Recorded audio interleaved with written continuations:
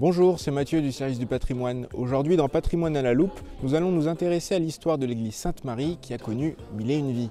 Tout commence pour elle pendant la guerre de Cent Ans, où les consuls de Sarlat vont profiter du répit accordé par le traité de Brétigny pour reconstruire l'église paroissiale qui doit être plus grande et plus vaste. Donc nous sommes en 1365, mais rapidement les travaux vont s'interrompre avec la reprise du conflit. Ils ne reprendront qu'un siècle plus tard, pour que finalement l'église soit consacrée en 1507, soit presque 150 ans après le début des travaux. Mais c'est à partir de la Révolution française que les choses se compliquent pour l'église Sainte-Marie. Très rapidement désaffectée, elle sert de club puis de manufacture d'armes. Elle est complètement vidée de son contenu.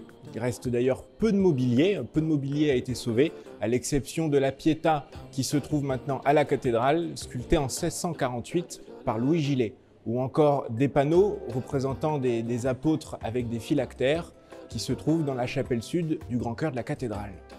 Au XIXe siècle, l'église Sainte-Marie est parcellisée et vendue à partir de 1815. D'ailleurs, les propriétaires utilisent ces murs pour leur usage. Et si on regarde attentivement, on peut s'apercevoir qu'il manque le chœur et la nef, qui à l'origine devaient se trouver au niveau du badaud.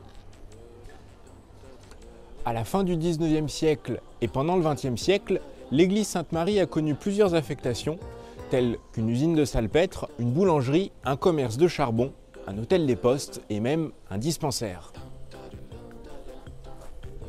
Il faut attendre 1990 pour que le nouveau maire de Sarlat, Jean-Jacques de Peretti, demande à l'architecte Jean Nouvel, ayant grandi à Sarlat, de redonner vie à l'église Sainte-Marie. Pour cela, Jean Nouvel ambitionne de créer dans cette nef de 400 m² un marché couvert et deux mezzanines de 31 m² chacune, pouvant être transformées en espace culturel. Puis il décide de fermer l'église au niveau de l'ancien chœur en installant deux portes de plus de 15 mètres de haut et pesant plus de 2 tonnes. Elles sont installées en 2000, non sans effort, comme l'attestent ces photographies d'archives. Enfin, à partir de 2012, un ascenseur placé dans le clocher permet, 35 mètres plus haut, d'avoir une vision à 360 sur le riche patrimoine de la cité de la Boétie.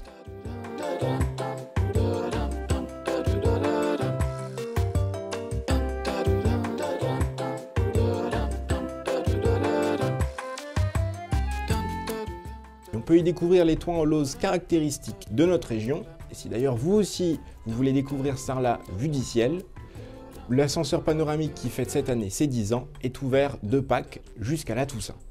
Maintenant que vous êtes incollable sur l'histoire de l'église Sainte-Marie, je vous laisse en vous proposant d'admirer 3 œuvres d'artistes locaux qui prouvent l'attachement des Sarladais pour l'église Sainte-Marie.